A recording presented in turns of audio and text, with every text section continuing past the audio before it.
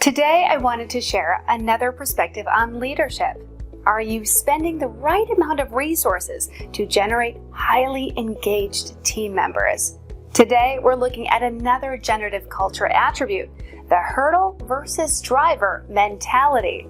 When we approach any circumstance in our life, whether it be mental, emotional, physical, or spiritual, we're going to expend a certain amount of our time and energy to handle the circumstance.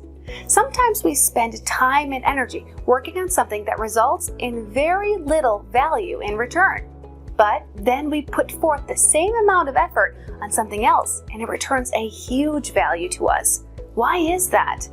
How do we efficiently determine what to put our limited resources toward in order to get the greatest satisfaction? When we have competing circumstances, we want to determine which circumstance is a hurdle to achieve healthy happiness and which is a driver. In the 1990s, the customer satisfaction with a vehicle correlated higher to one attribute than any other: cup holders. If a vehicle didn't have a cup holder or the cup holder was inconvenient, people tended to be dissatisfied with the vehicle. If the vehicle had a convenient cup holder, people tended to be satisfied with the vehicle. Do you think having 10 cup holders made people 10 times more satisfied? No, it didn't, of course not.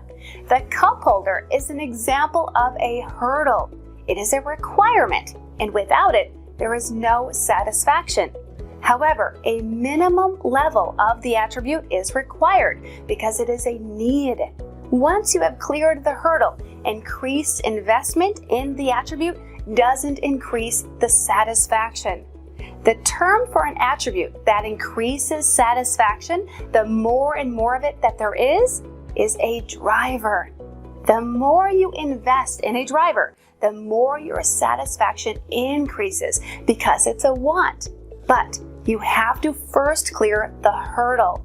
When it comes to money, treating a driver like a hurdle limits your ability to be profitable, while treating a hurdle like a driver will eventually bankrupt you.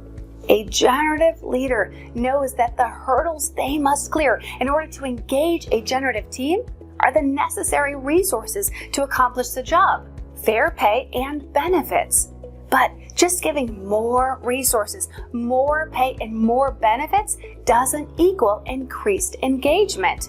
Study after study has proven the correlation between pay and satisfaction is very weak. Generative leaders focus on the drivers, such as valuing the uniqueness of each team member, clarity of mission and vision, and improving the communication and interaction between all the team members.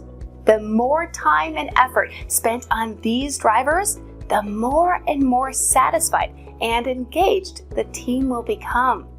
So, are you a generative leader that can facilitate hurdles and drivers?